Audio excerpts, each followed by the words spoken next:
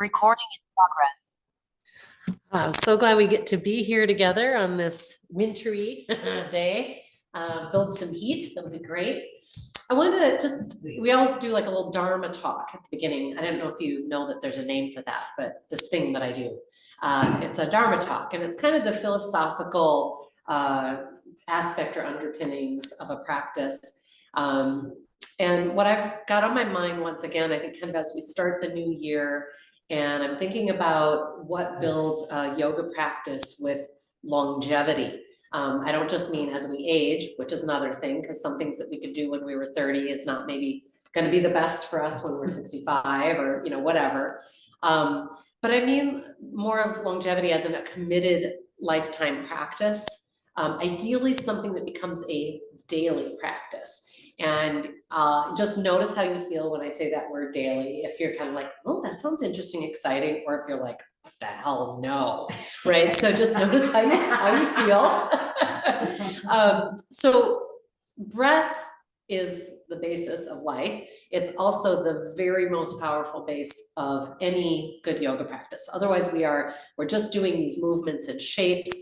And I often say that breath, basically we make shapes, and then breath is what fills or informs that shape. It's how we end up getting a stretch in a shape that, in and of itself was just neutral, and then we get that big inhale, and all of a sudden you feel things moving in your back and, up through the psoas, which can be so tight up through that front body.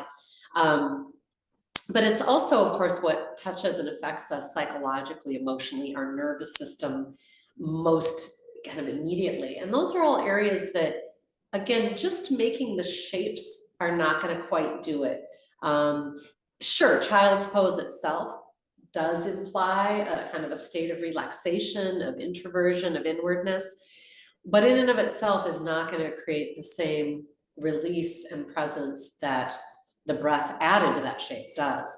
And so I want to there are a lot of different breath practices we can do and that we're going to be exploring in the coming months, or revisiting for a lot of you. But I want to remind us that at the very basic place with breath, we are trying to slow it and expand it. The slower the breath is, the more calming it is. There's also a kind of a myth, and by the way, not all myths are false. There is a myth around how many breaths we have in our life, and that you have a specific number or a limited number. So if you slow the breath down, you get to be around longer. It's kind of a fun layer of meaning to add. But that slowness of breath immediately changes the chemicals running through our system, right? So instead of the stress chemicals and the things that tend to diminish our organ function and wear us out faster, make it hard to sleep, which we know diminishes everything in terms of quality of life. We can affect all of that from this very simple thing of just expanding the breath, which I find to be profound, and I think it's deceptive because it seems too simple, right? We tend to think that the good solutions have to be really complicated, and it's not true. We know that simple things like gratitude, right, just can radically change people's health. So simple is powerful, slowing the breath. And then the secondary piece, that expanding it, this becomes really key, again, to feel the stretches that I mentioned, but also specifically that should activate the diaphragm. And it's only when we're getting that diaphragmatic breath that's moving down into our belly, it's projecting our belly out, making that little loaf of bread, or however you can think fondly of it. It's not the same as being fat, so just find a fondness for that expansion of the belly. That really changes everything. It's a direct message that says, I am well, I am whole, I am safe. And in the absence of that diaphragmatic breath, we're getting the opposite message. So even if you're telling yourself you're basically a happy person, and you've agreed that with your partner, like, hey, yeah, we're good, we got plenty of money in retirement, whatever. So consciously you're telling all these great stories about how everything's good. If you are shallow breathing, the instantaneous every breath message you are getting is not okay, not okay, not okay, not okay. So I invite you to just reflect, especially as we're practicing and noticing how much either of these things might be already happening beautifully for you. You know, a lot of you have had a long time practice. And what's cool is even if you haven't been at the mat for a long time, that breath practice, it just becomes a part of how you do everything, how you talk, how you lift, how you do dishes, how you sleep, all of it. And to please notice, conversely, if something isn't quite in place yet, that muscular development isn't there, then that's the most important place you can put your focus rather than any particular pose. You know, I hear from people all the time like, oh, I'm just really frustrated. I'm not good at yoga because my hips are too tight and I can't sit for meditation. Or, you know, whenever you're doing forward fold, ragdoll, my hamstrings are so tight that I can barely survive it, or whatever the thing is. That's not what makes us good at yoga. The other piece I will say though, that I learned as somebody who has a naturally very tight body, and oh my God, my first yoga class, it was love and hate at the same time. I was like, I hate this. And wow, I think I really need this. But it was astonishing to me to witness years, lifetime of tension begin to soften and melt. And it was actually forward fold was one, and then downward dog was the other one. As I breathed, it changed it. So we're going to come into some postures like downward facing dog that you're familiar with, and warrior, which is a strength pose, but also you can sink into it, right? I want you to find those places. At any point, if it is too much, you recognize that you're tightening, you're protecting. That's your body saying, this is too much, this is too long, not now, not today, right? So please listen to yourself as we go. Respect the body's limits. Any other questions or thoughts before we dive into that? Thank you. It's been fun to see your faces. I can see you really taking it all in. Love it. We're going to start off in our child's pose. So as you're ready, you can shift any equipment aside. You know, just having a block within reach is lovely because at some point we will be flipping over onto our back bodies.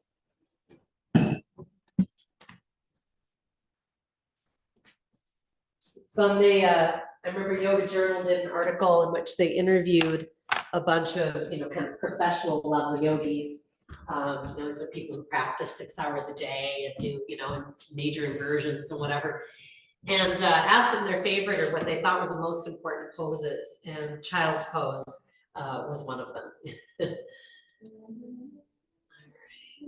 So we take our knees wide, give ourselves room to sink those hips back in. And obviously, if this bothers knees, etc., make adjustments or perhaps come into a resting pose on your front body, just laying flat. And you might walk the arms all the way forward. You might have them just relaxed a little bit by the side of the head. Sometimes it feels calming to bring your thumbs and index fingers together, creating kind of a little diamond or triangle shape there. So the palms are flat and open on the floor, and then the fingers create that shape. From here, I'm going to invite you to tune in, third eye point. Lightly connect the tip of the tongue at the roof of the mouth. Coming into your soft ujjayi, great sounding breath.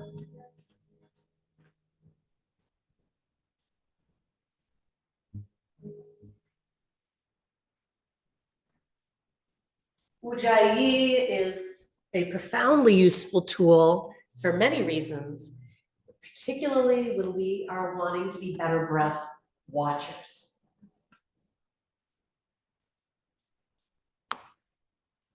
I'm hoping that Ujjayi allows you to witness the gentle rising and settling of the breath wave and witnessing the pause between. Witnessing the pause, celebrate because you have found a slower version of breath.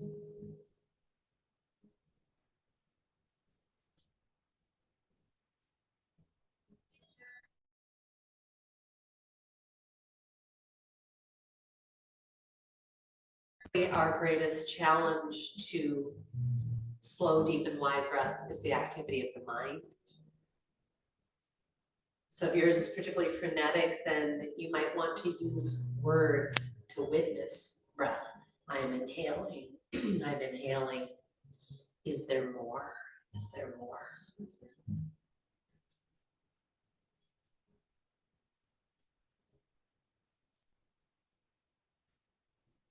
Notice thinking, return to breath, watching. We'll be here about 3 more rounds.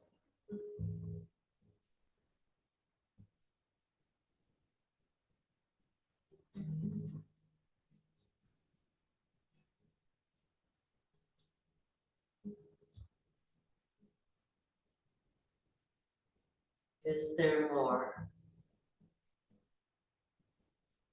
Sound beautiful out there, a nice gentle ocean. Continuing slow, deep and wide, extending the arms more fully and walking them a little to the right. If you're not on your knees, because that's bothering you today, but you want a side body stretch, you could even do a standing version like so and breathe into that. Ideally, we're feeling that length along one side, and as we take breath, we receive the massage into that space. You'll feel it most profoundly if you really are patient and wait for, or even kind of demand that last 10–15% of inhale. As you're ready, you'll switch and explore the other side.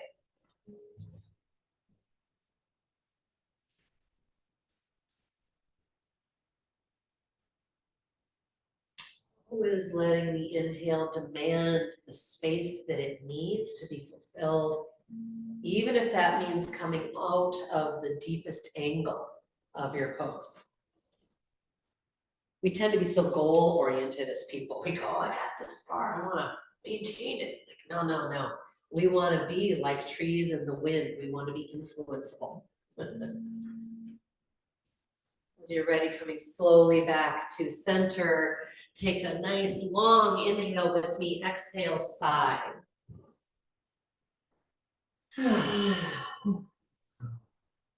Let's do 2 more. And this could be done standing or in ragdoll.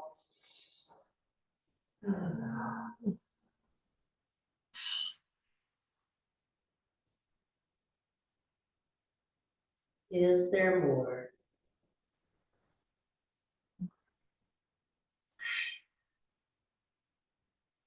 Next long inhale, ask if you can fill your back more profoundly.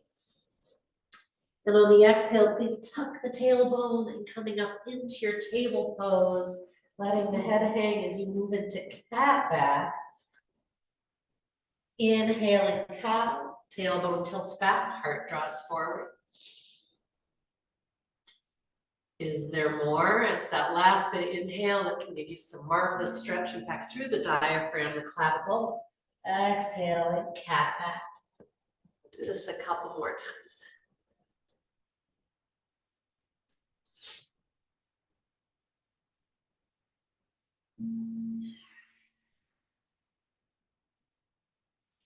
We're going to be coming into thread the needle, and not everybody loves this table version. So you could be doing a standing version where you sweep the arm and then hold at the elbow across the chest. Otherwise, here table, we're inhaling and sweeping open through the right arm and then down and through onto the right shoulder. And I like coming in out a few times. I feel like it does wonders to kind of WD-40 that joint. But I also love the spinal twist that comes with it.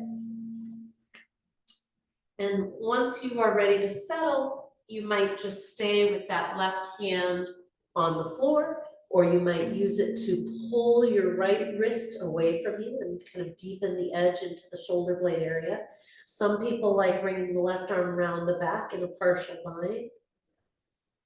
Either way, we are curious, how does breath fill and influence this shape?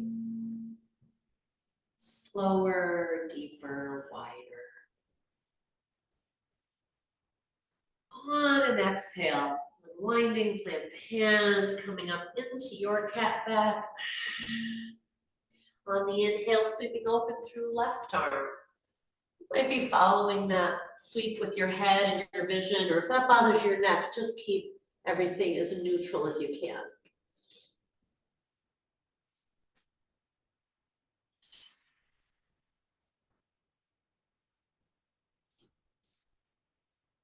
You guys look and sound wonderful.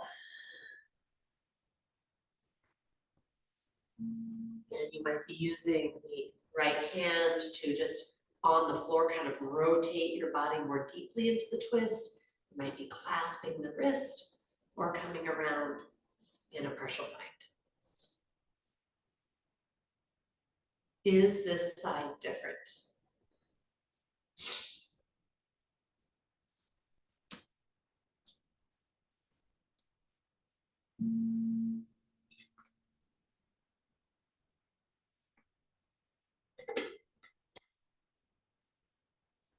On an exhalation, coming out and through some exploration of cow, cat, whatever, taking yourself up to downward facing dog, where we'll spend a few resting breaths. This is also a great place to explore our back body by pedaling one heel at a time towards the floor. It's valuable to remember that when we're getting stretches in the calf, for example, even in the hamstrings and Achilles tendon, we're also affecting the plantar fascia on the sole of the foot and into the heel. So long before we get plantar fasciitis, we've just got a whole band of tension usually up that back line. You guys look good. As you take one more big breath, I want you to inhale, come up on the balls of the feet.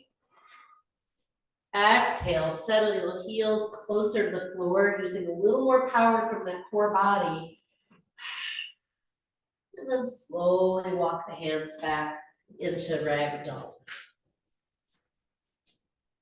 I'm going to practice some of that breath-inspired softening here that I mentioned. So for this to work, for the breath to play upon the muscles, we do need to get full inhale, and that can be hard when you're folded like this. So at any point, if your back needs support, you can always bring your elbows to thighs, but on your inhale, you could use hands on shins and kind of extend a little bit. Always reigniting core strength, belly to spine before fold. Empty, empty, is there more?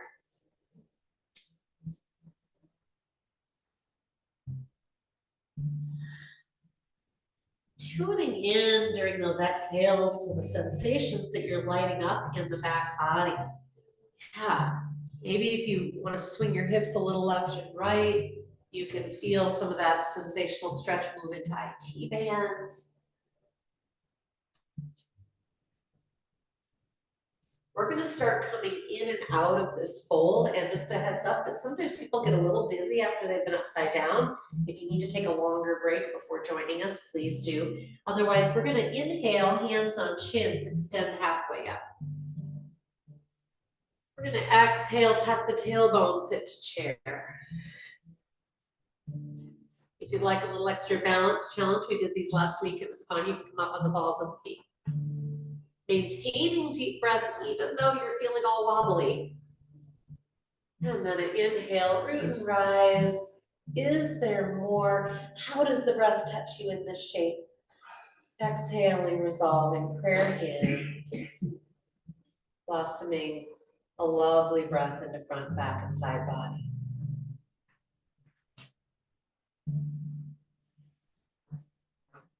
So we're going to step sideways on our mat. Let's face that way towards the fantastic sun. So grateful for that. All right, we're going to play a little bit in our warrior lunges. And before we do that, I want to ask everyone to go big. See how wide you can comfortably have your feet. Obviously, if it hurts your ankle, bring them back in. And then check, can you adjust your feet in any way that allows you to feel like your whole sole of your foot is in contact? If we just sort of don't think about it, we can kind of rock onto the outer edge of the foot. I want you to press first into the ball of the big toe and then place the others until you feel like they're just nice and flat. Beautiful. And then just go a little bit side to side a moment, kind of a little knee warming. Yeah, continuing to breathe. The breath wave is steady, the movements come and go. And then as you're ready, we're gonna rotate the right foot 90 degrees. Plant that big toe and then the other toes. Power from the back leg rooting sends us forward into our lunge, and I'm gonna come in and out of my edge. So I'm gonna sink, but then kind of come up and give myself a little break. I'm warming all those connections into hip flexors, inner thigh, groin, quads, hams, yeah, the whole team. And as you feel ready, extending the arms, maybe platter hands, vision and head can be rotated however your neck prefers. Let's find 3 breaths, inviting each breath to influence us, kind of lifting and settling us on a wave.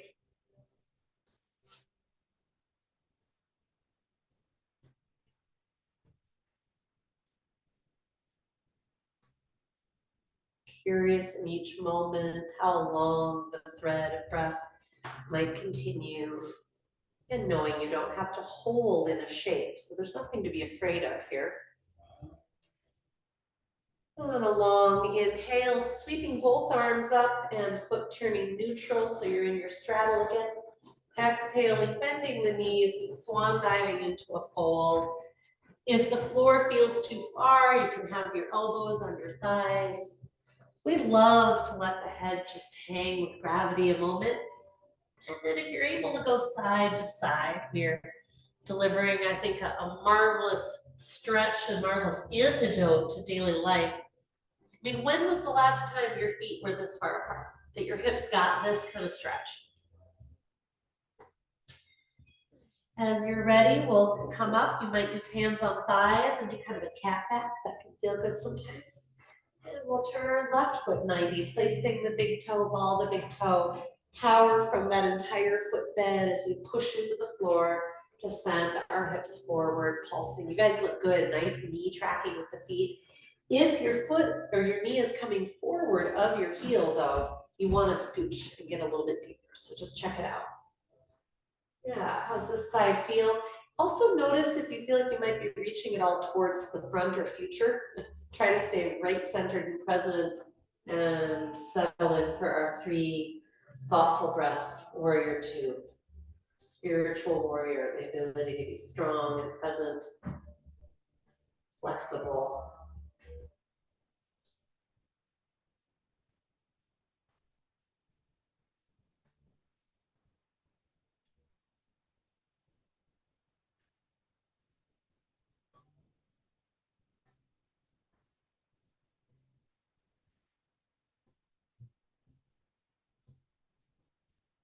On a long inhale when it comes, feet neutral, arms up. If you can bring the palms together and even raise the heart and raise your fingers a little more like you're trying to press a button. And then swan dive fold, bend those knees. And this time as we go side to side, we're gonna pause on one side, hold and breathe. I'm gonna, as an example, take my hips to the left. So my right leg is straight, my left knee's bent. And I'm gonna walk my hands kind of left of center. I'm not trying to bring them to the left of the foot because that's gonna take an awkward experience into the knee. We don't want that. But I'm once again getting into that beautiful side body stretch. Using your core can amplify that. As you're ready, switching other side. Extending that left arm long away from that left hip. Is this side different?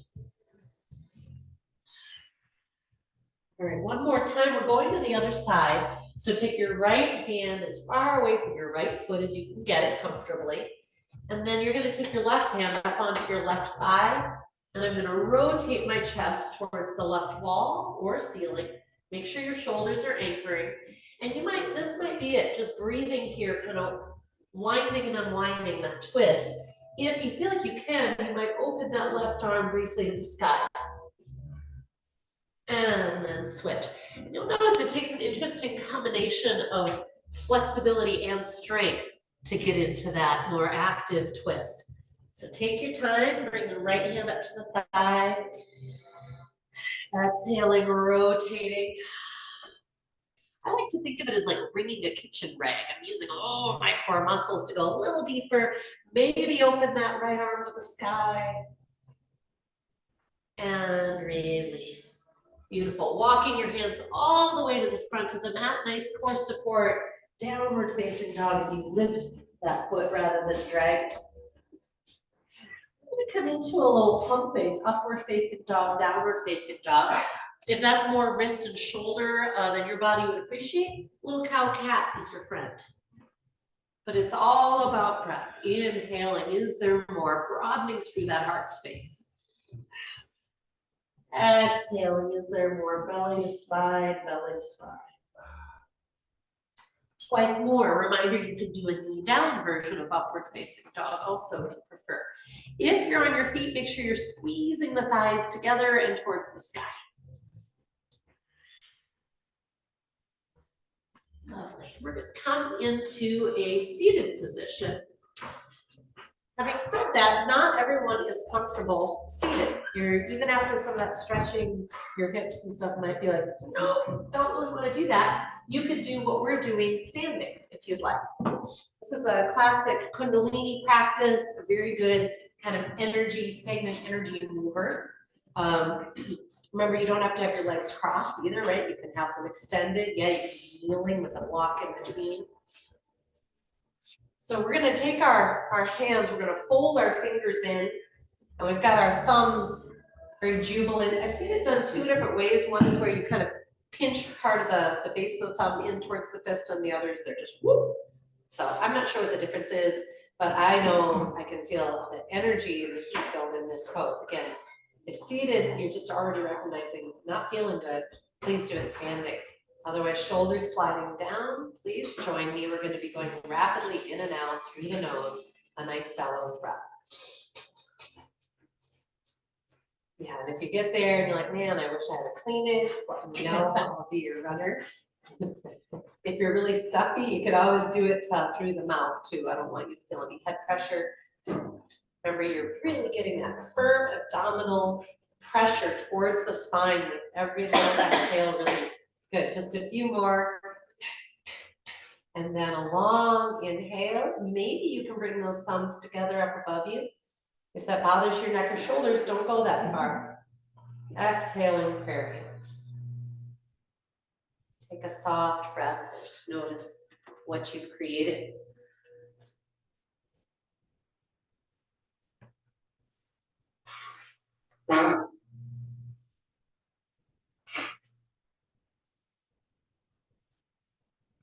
Okay, we're going to do one more round.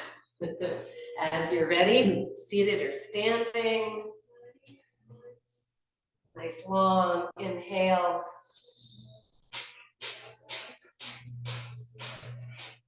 So again, I'm going to draw your attention to that abdomen. If it is not pulsing towards the spine with every exhalation, maybe take one hand and use that as your reference point to remind that belly to move towards the spine. As we continue a few more rounds, try to be soft in the tongue, just the tip of it connected. Soft gaze. You guys look awesome. Yes, just a few more. Here, a few more. I know I keep saying that. And now long inhale, thumbs coming together. And exhaling, prayer hands. Tune in, notice what your breath has created. We're going to come into our recline over an object of support under the bra strap. No, this isn't the end of practice. I know you're confused. You're like, wait, don't we usually do that at the end? I really want to get a stretch into that front line. I also want to make sure that this stretch is great, that it's great for my neck, my low back, my shoulders.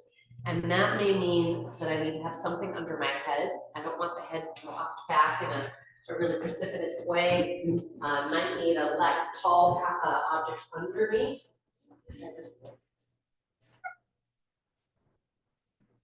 In this angle. Yeah, we want a little bit of a stretch through the front of the throat. That's a good thing.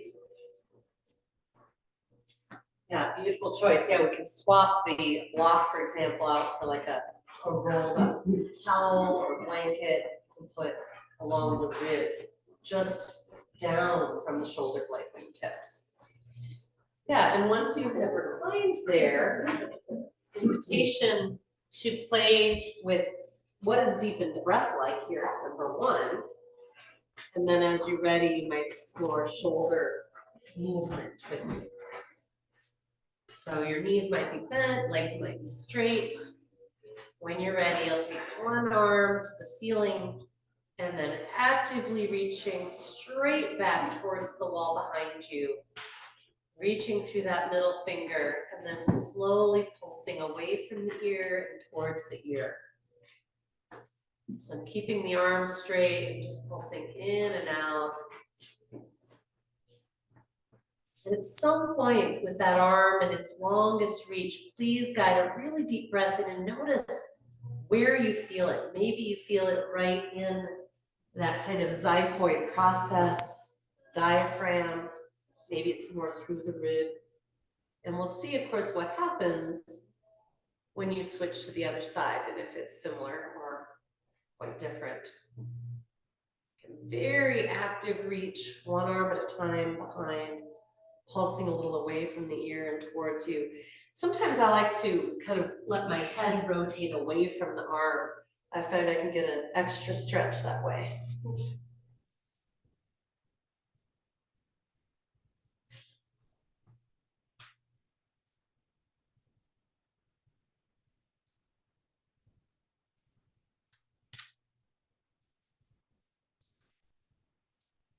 This is such a great place to get to know your shoulder too, you know, to really recognize the differences between them. Most of us have some difference, even if we haven't had an injury.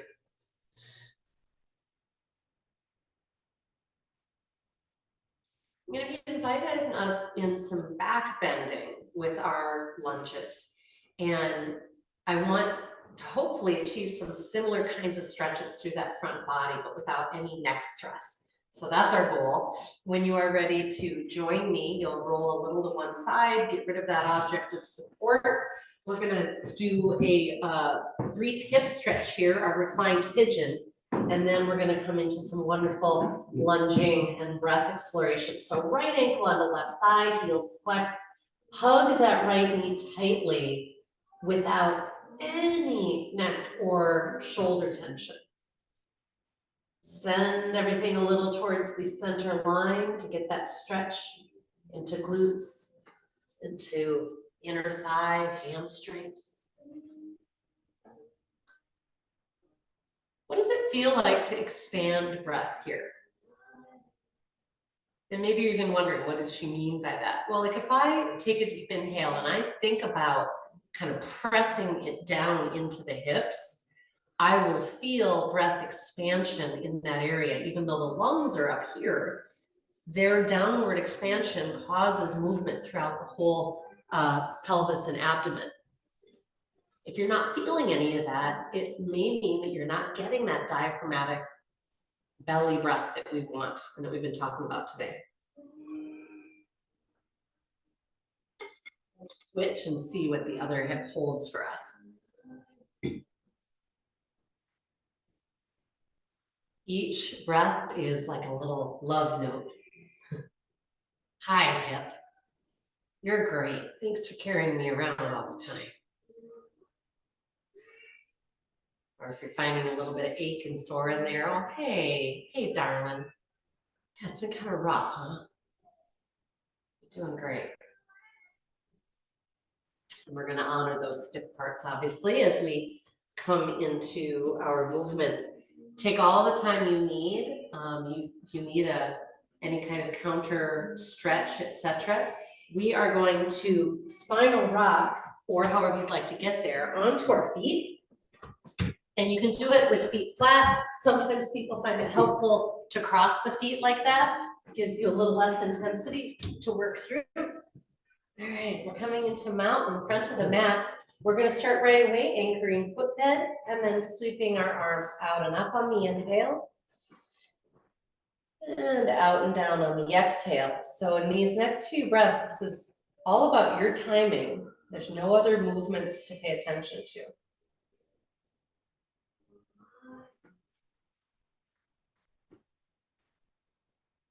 We get to notice how the mind wanders and how much more skilled we become at bringing it back. to notice if our neck is tightening when we raise our arms up and if we're able to relax around it.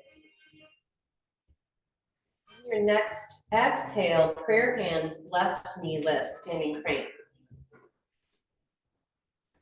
We're going to be coming in and out of lunge on this side multiple times. On your inhale, step back and reach up and lift the chest and your vision if you can.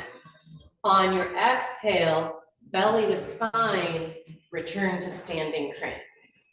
You got it. Inhaling, step back. You can raise the arms or have them in goalposts. Always initiate cat back to bring you to that starting position. Otherwise, you're just kind of dragging that leg. Let's do 2 more. Really reaching back through that back heel, up through the heart. And if this is hard on your knee or hip or anything, take smaller steps, smaller lunges.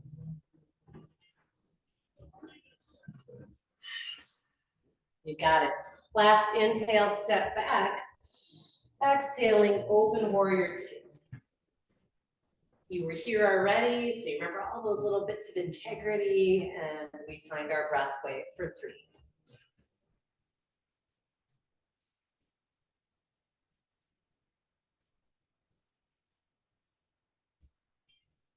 And on a long inhale, exalted warrior, straightening that front leg, getting that beautiful side body stretch. Where does the breath feel into that? And then forward to our lateral stretch for the other side, elbow to thigh. Make sure that the pelvis is sending towards the center line and not out behind. Reaching out beyond the head if you'd like. And we're gonna press back to downward facing dog. I'm gonna do a couple of circles with that left arm and rib cage first. Just circling, and planting, step back. Your choice to hold, rest, or flow. Holding downward dog, resting child's pose, for example, or flowing dog series or some kind of spinal pumping. Inhaling to your plank. I always recommend knees down for your first chaturanga of the day. Slowly, maybe bending the elbows just a half an inch. Always adjust hands if they feel too far forward or back.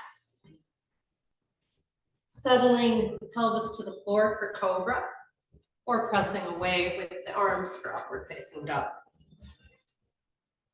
Downward facing dog, and we're gonna find ourselves at the front of the mat. Kind of a fun way to get there, if you're feeling energized today, is a little jump. If you're doing that, bend the knees, inhale, look forward, powerful exhale, belly to spine, and hop. Inhaling, root and rise. Exhaling, prayer hands, and reestablish mountain. Powerful, peaceful. And I have a fun little change up of music for you.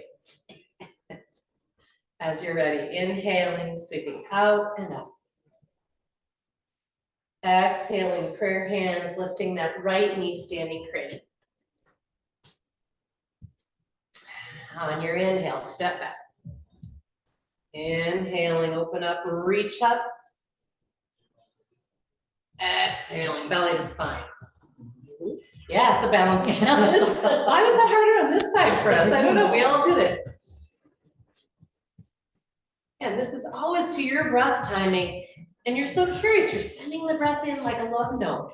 When you've got that leg back, can you feel a stretch way down into that low belly?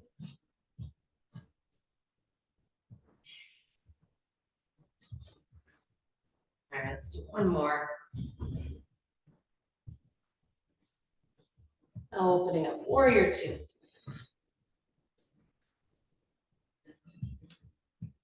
Three breath waves.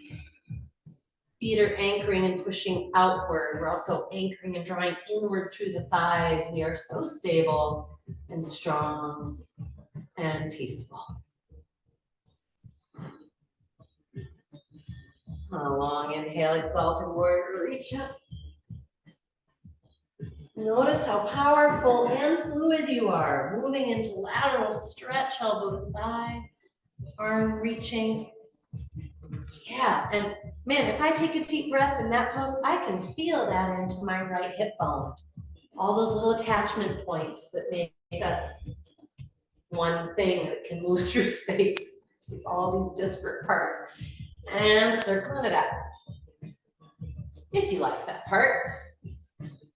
Try to make this transition to downward facing dog so core oriented. Belly to spine, lift that foot, and back you go.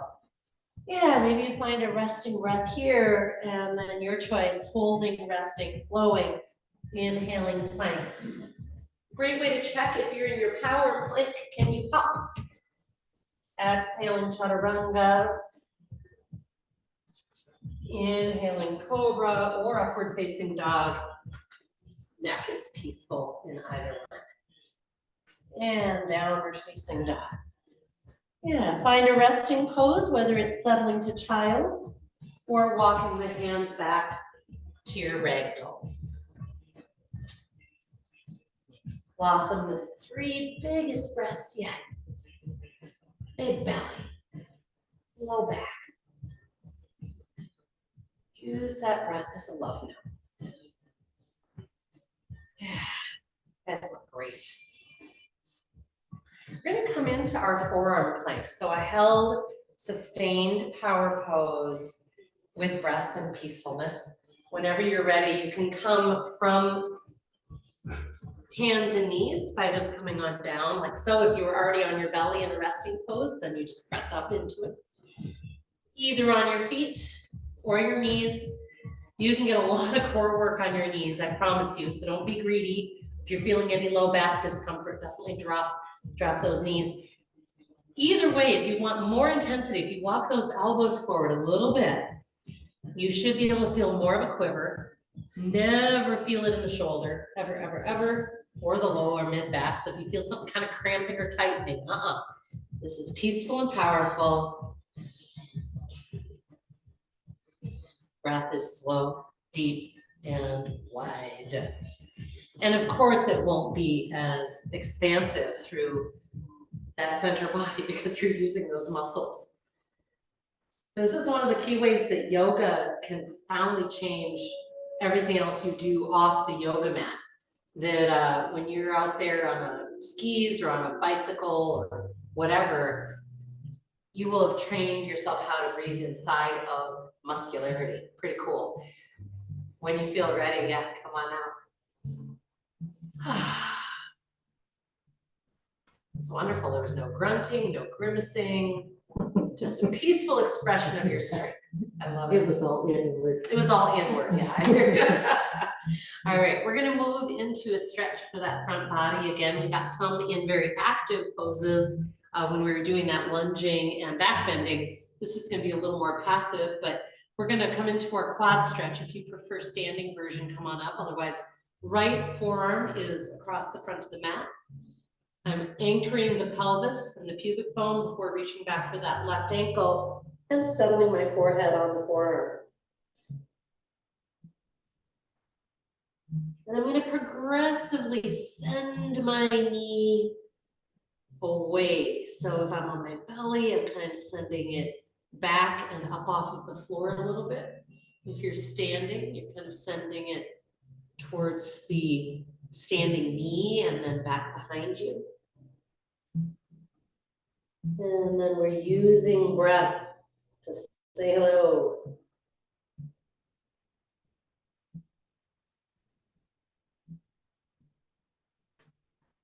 Basically, if this stretch is not changing every moment, we're probably not breathing completely into it, because as that breath expands, it should change the whole landscape. When you feel ready to switch and explore the other side, please do. Just keep the glutes anchored and protecting that low back.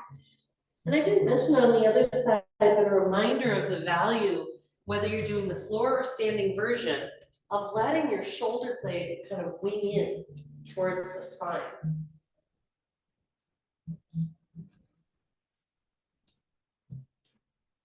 Send your breath in.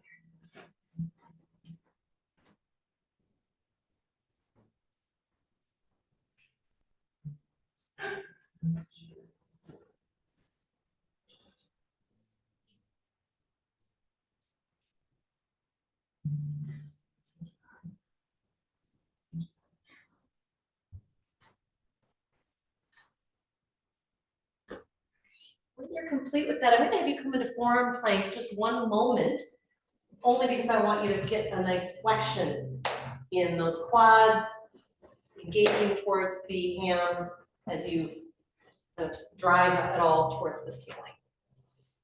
Yeah, we're gonna come from here into an expression of downward facing dog again. And believe it or not, it is possible to come from here to downward facing dog. Nice core support, big exhale, one hand, and maybe not you with the shoulder, see what you think.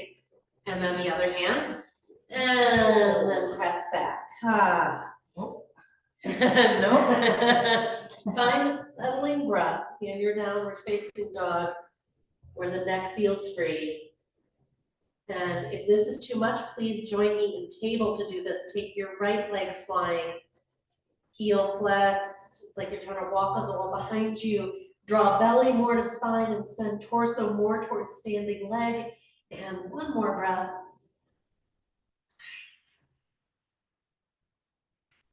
How about that heel? Can it lower a little bit? Woo. All right, let's switch.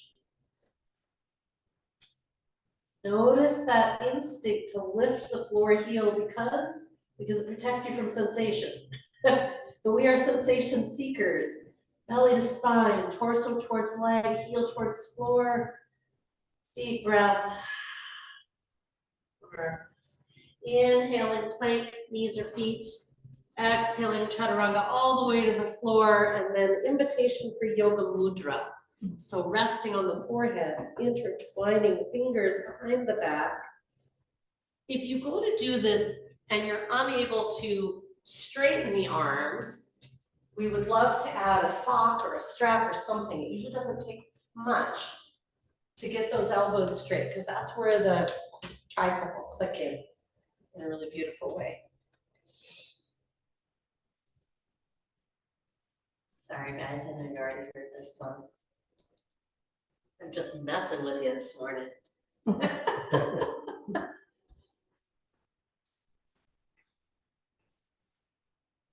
Whew. All right, release, become a lump. Enjoy breathing in this very simple, relaxed shape.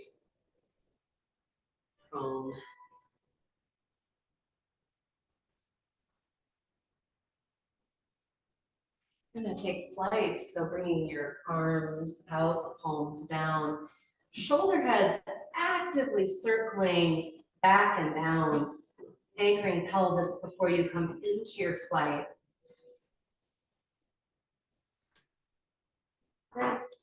If you want to come completely out and then in, absolutely fine. But at the very least, I do want you to pulse. In other words, on the exhale, let yourself release towards the floor a little bit. On the inhale, invigorate the flight and the contraction across the back. And some of you have your arms in jet airplane and some have them straight out in a T. We're going to be doing both. Just remember which one you already did, so you can do the other one, because they are different.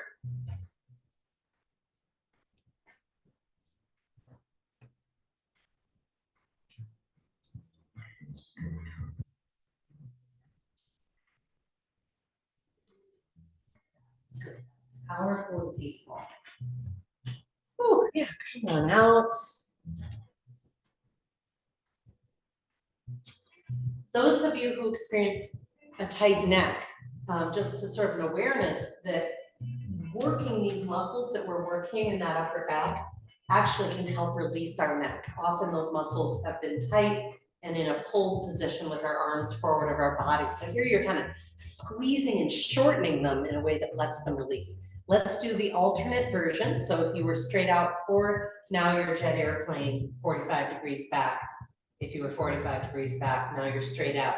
Again, please check that the shoulder heads are actively off the floor and down the back, like you're trying to put your shoulder blades in your back pocket. You guys look great, nice neutral neck. I love that nobody's straining to look forward or what have you, just making this look beautiful. And by the way, celebrate that you are this strong in your back body and that you can overcome the front body tension to bend like this. There are plenty of people who, you know, at the start of yoga especially, can't lift off the floor. I've had big, strong people not be able to engage. This is really great. On your release, maybe you settle onto the belly and enjoy some softened breaths, maybe windshield wiper legs. Maybe your back is craving child's pose. Please notice and tune in to 3 slow, deep, and wide breaths.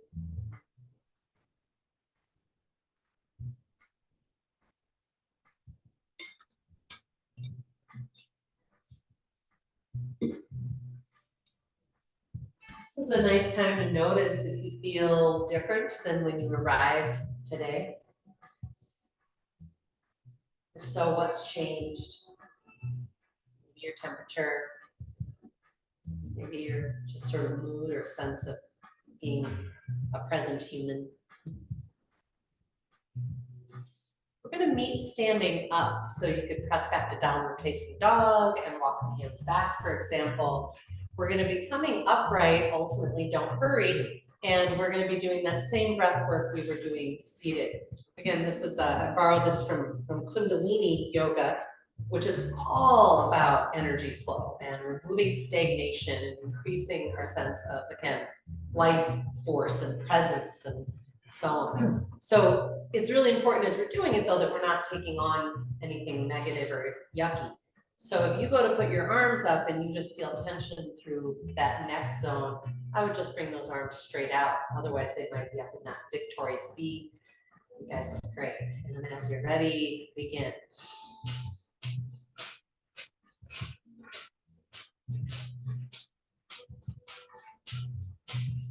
As you continue, scan for unnecessary tension, eyebrows, tongue, jaw.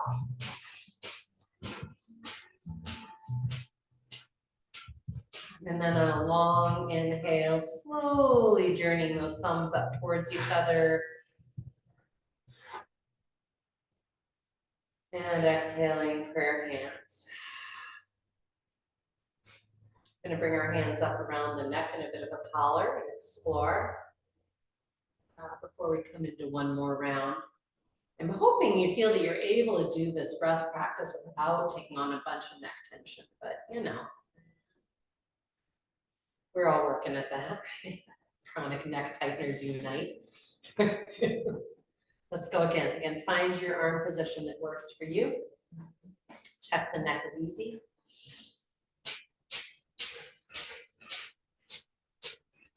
And you might play with your pacing. You know, if you're having a hard time, maybe you're trying to go too fast, give yourself a little more time to get the inhale enough that you've got something to exhale, and that you can feel that belly expand on the inhale.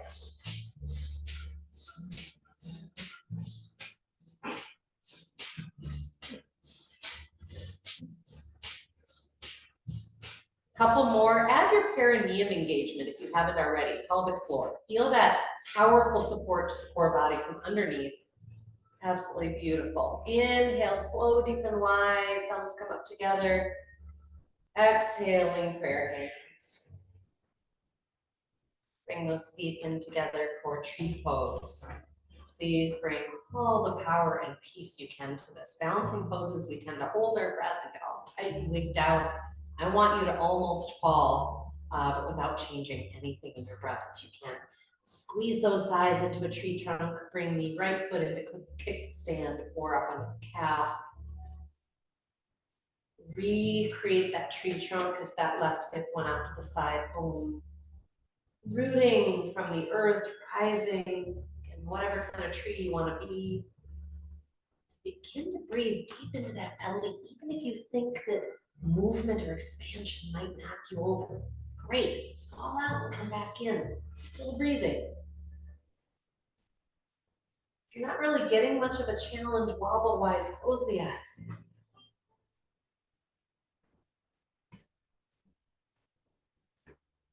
Nice Ujjayi keeps us in the breath. Feel ready to explore the other side. Slow dismount. Bring the other foot into kickstand. And get intimate with whatever your kind of chronic automatic tightenings are. Clenching jaw, tongue, eyebrows, holding breath, tightening neck, that kind of stuff. If you're wobbling, in your mind's eye, notice, are you losing some contact in that inner line of the foot? That's usually it. If so, push down into that area more deeply. Use the butt and standing thigh. Boom. You might find from there that you can actually wobble and make movements, if you will, with the body without really losing your balance or your breath.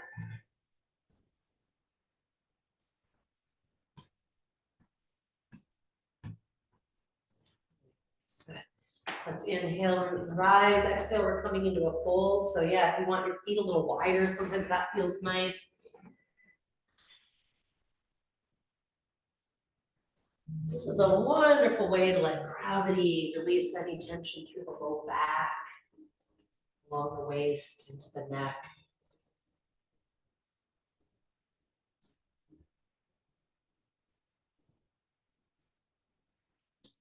Take all the time you like, returning to standing. And we're gonna take that quadricep stretch that we did, and I'm gonna invite you to turn it into standing dancer.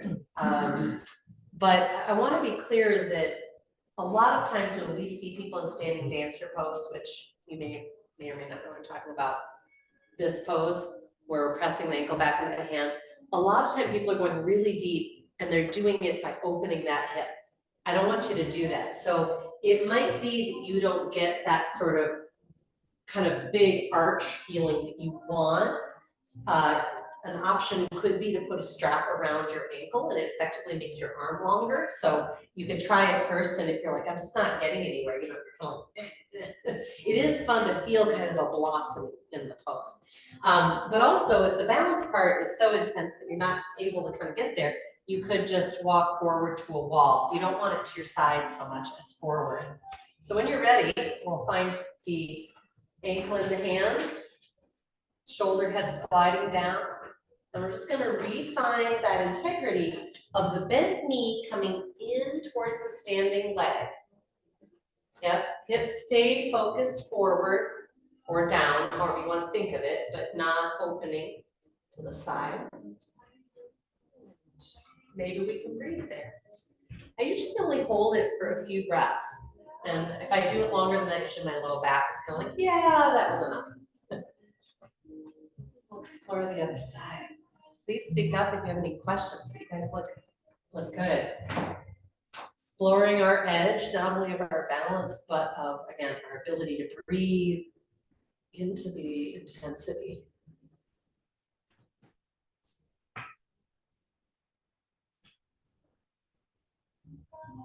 We're going to add this, some of you are doing it anyway, flaring those yoga toes is a really nice add-on. So that's, instead of foot being floppy, really expanding. Got it. And I'm going to invite us in a counter stretch for the low back. Some of you may not dig this because it can be kind of intense on hips and knees, in which case you could just do another ragdoll. We're just going to take the feet apart and come down into this little squat. If you can't be here with your feet flat, you might want to just stay higher and have the feet flat. There's nothing wrong with being up in the balls of the feet, but it builds a lot of calf tension. Instead, I'd love you to be able to stretch that low back. And here, what I notice with breath is I can expand it into my back and my ribs. Anybody else get that? When we come out of this, we're going to give ourselves a marvelous, I think it's marvelous counter pose with the block under the sacrum. So you can just kind of come on out like that. There are two very distinct poses with the block here. I like to do the bent knees first for a few breaths and hold that before I explore the kind of drape of the body. I'm hoping you're feeling kind of a tractioning through the low back. The block is not in the low back, it's under the sacral triangle, that bony triangle at the top of the crack of the butt. Because I don't want to actually create an arch, I'm actually supporting an elongation out of that arch. This is wonderful for gardeners and for people who might be doing firewood. In other words, it's useful in all seasons. Great actually after shoveling or even before shoveling as well. And again, you might explore the drape. It's a marvelous pose that offers us this stretch deep into these psoas muscles. You know, the psoas muscle is, I think if I remember correctly, it's the longest muscle in the body, but it travels from down in the thighs and hip bones all the way up to the spine behind the diaphragm. And it's what allows us to contract to fight or flee, but of course do a lot of things that are core strength, like shoveling. So what happens if you kind of, again, send a little love note to those tight muscles, anything you're discovering, send a deep breath in there.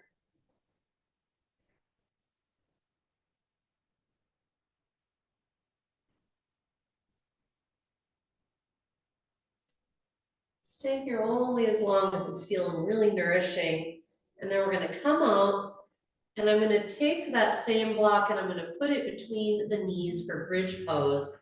And we're gonna make a journey in and out of bridge, nice and slow. So I'm gonna work my forearms kind of, or my upper arms, I should say, in towards my ribs so that I've got a little bit of a shoulder blade sandwich. I'm gonna lift my chin up and back a little so I've got a beautiful spacious arch in the neck. And then on the exhale, belly to spine, spine to floor, hips lift to bridge. On the inhale, descend as slowly as you can.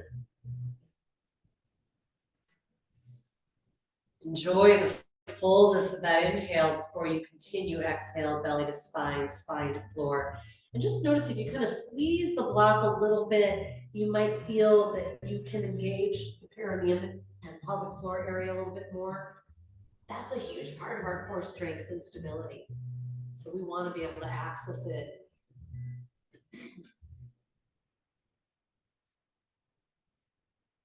So we do a few more tuning in to that breath. Is there more? Breath is the change agent. And then I want to invite you at the upper end of bridge to add yoga mudra. If you know that does not work for your body today, don't do it. Just keep working with those upper arms towards each other.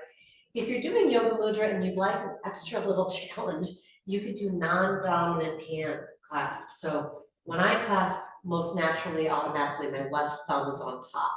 So if I reweave so my right thumb is on top, it is a lot harder for me to press my fists towards my heels, pinkies towards the floor, and then heart drawing up, breathing into that heart space.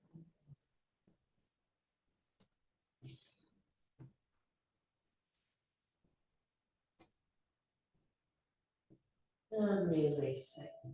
What would feel good here? Knees to belly, happy baby.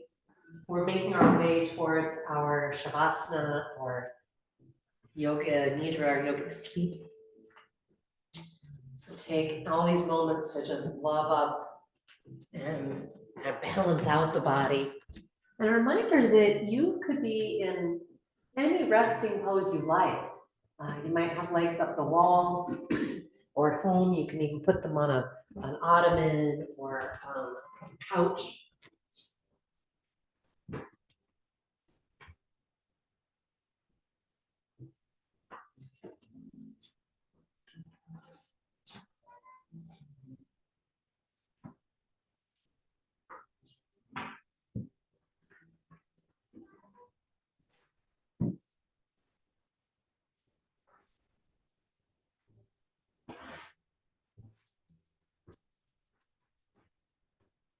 I'm going to ask you to scan your body in your resting shape and witness if there's any stored tension, any remaining kind of anticipation of the next thing, right? We've been giving our attention to a lot today.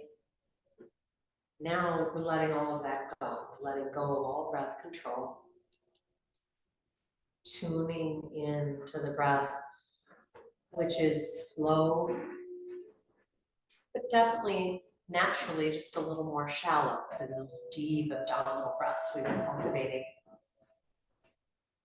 Still, I'm hoping you can Follow the breath for the next few moments, noticing the subtlety of how it is touching you in the front body, side body, back body. Gentle rising and settling like an object bobbing on slow, soft waves.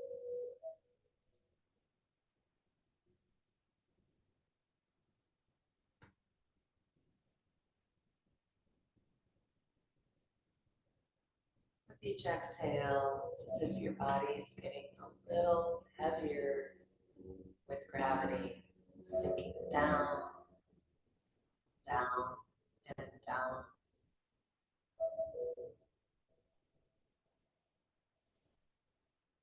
This is a beautiful moment to appreciate your body. Perhaps you are dealing with some kind of discomfort, pain, some challenge to your well-being. But let us notice that underneath all of that noise of discomfort is the beautiful hum of a body that is very well, that is healing and recalibrating on your behalf. Thousands of functions working seamlessly and perfectly as they're meant to. This moment, this body, this breath.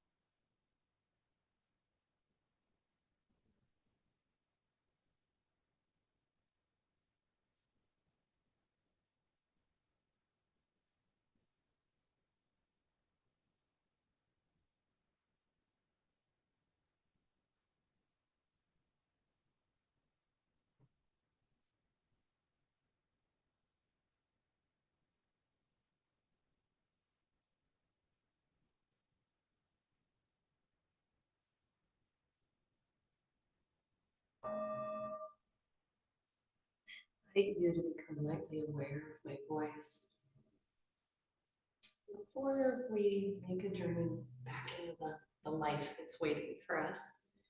I'm going to ask each of us to scan, what is daily life like?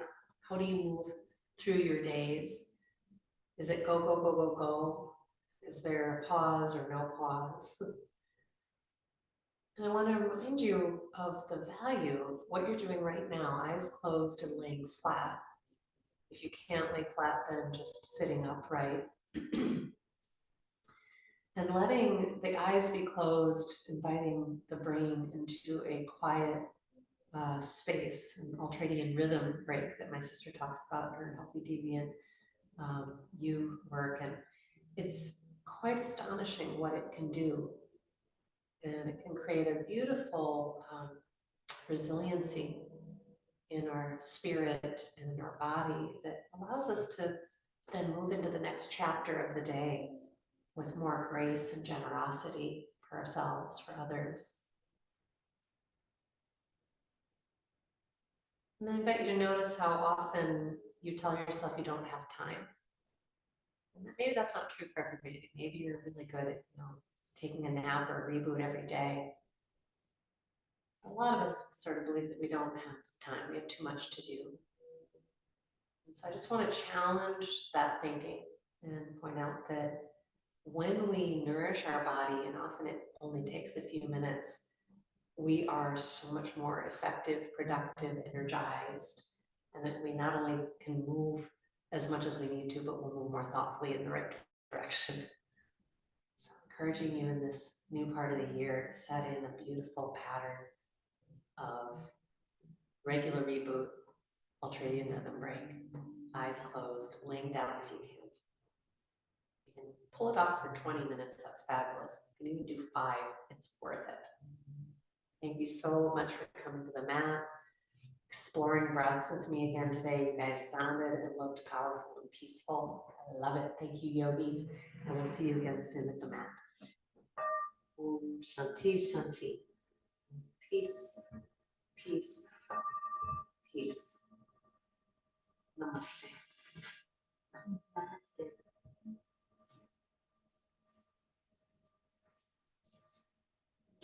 Have fun being you. I'm so glad you got to the mat with me today, and see you again soon. Slow, deep, and wide.